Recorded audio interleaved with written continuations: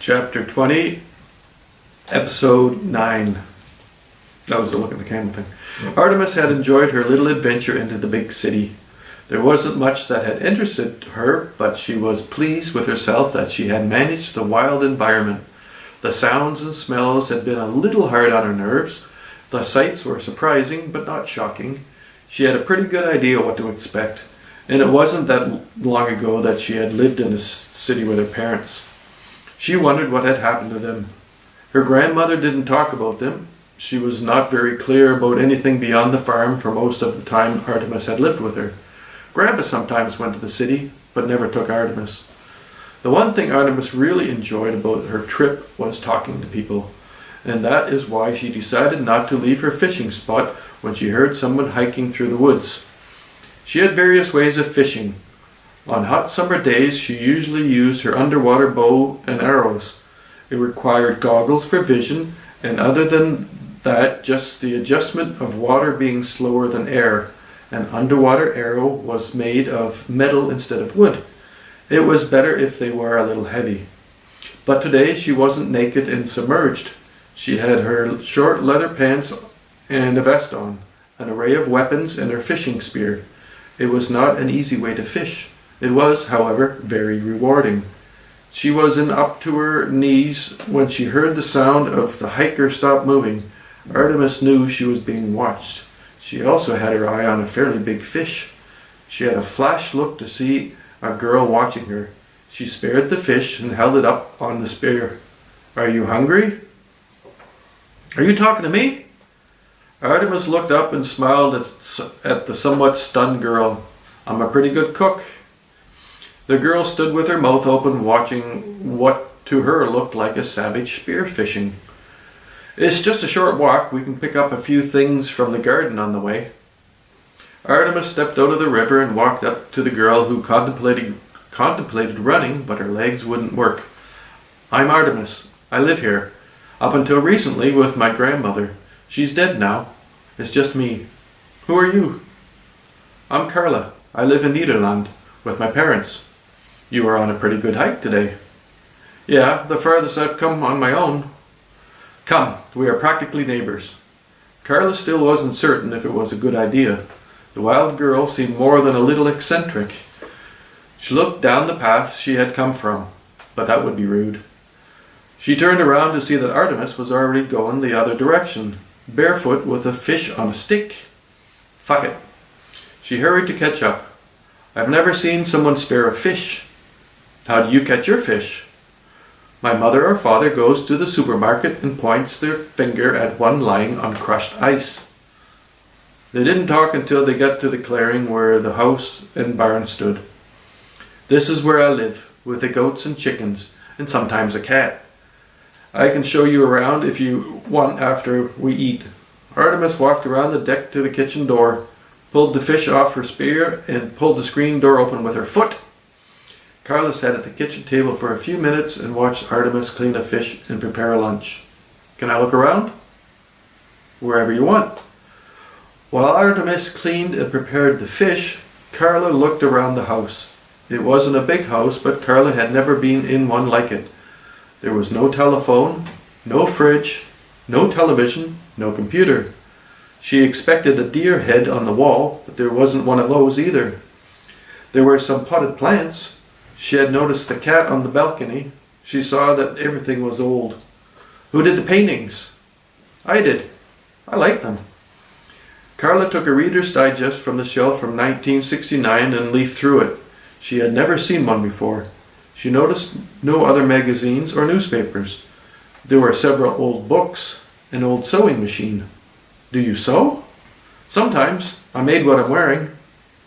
Carla went back into the kitchen to have a good look at Artemis. The short pants were beautiful. She realized Artemis was beautiful. The kind of beautiful that became more beautiful the more Carla became comfortable with the wild girl's strangeness. Carla knew about American Indians and how they made things and hunted. She had never really known an Indian that did. She knew a few who were proud to be natives, but they lived like everyone else. "Are you an Indian?" "I don't think so. I was born in New York. My grandfather might have been, or part. but it makes no difference. No, I guess it doesn't. Carla watched Artemis working on the fish dinner. Can I do anything? You likely could. I mean to help. Oh, not used to that. You can set the table. Where do you go to school? How come I've never seen you in town? I don't go to school. Can you read? I've read almost every book in the house. Upstairs in the attic are many books, Grandpa's library. How did you learn to read? My parents. Kindergarten. How come you don't live with your parents? I'm not sure. We came out here when I was 6 and I wanted to stay for the rest of the summer. So my parents left me and never came back. I think Grandpa arranged it. He needed someone to teach all his knowledge to. Artemis sat down on the kitchen sofa and looked at what she guessed was her new friend. She remembered her grandmother telling her that life was magical, and when you were in need of someone, if you lived right, someone would come. They'd know without knowing. Why are you smiling like that? I was thinking of my grandmother. She's been dead only a few days, and you were the first person to be in this house in many years. After the meal, they went out to see the chickens, the goats, the vegetables, and the barn. Carla picked up a sword that lay beside the blacksmith's fire pit. She looked at the anvil and the hammers. Then she looked at Artemis' arms. Holy fuck! Did you make this? It's not quite done, and it's not very good. It looks great, scary even. It's a bit you can't see that I'm not good enough at. That's something that takes a long time to learn. I just wanted to try it. Carla looked over at the wood bench and saw the many tools and the arrows and knives and bows. She wondered how a girl her age could do such things. She couldn't remember making anything. She put the sword down and went over to look at the bows. And you made all of these? Grandpa made the 3 at the end. I made the rest. I like making hunting weapons. Of course, who doesn't? What do you hunt? Mostly just fish and wild turkey or other fowl. In winter I might kill a wild pig or a deer. Why do you hunt with a sword? I don't. I just want to make it. It's fun to swing one around. Artemis picked up the sword and swung it around slowly. You want to try? Not the sword, but can you show me how to shoot with a bow? Sure. Artemis picked out one of her earlier bows and strung it. She selected 10 practice arrows and went with Carla to the back of the barn where Artemis had built a wall for practicing.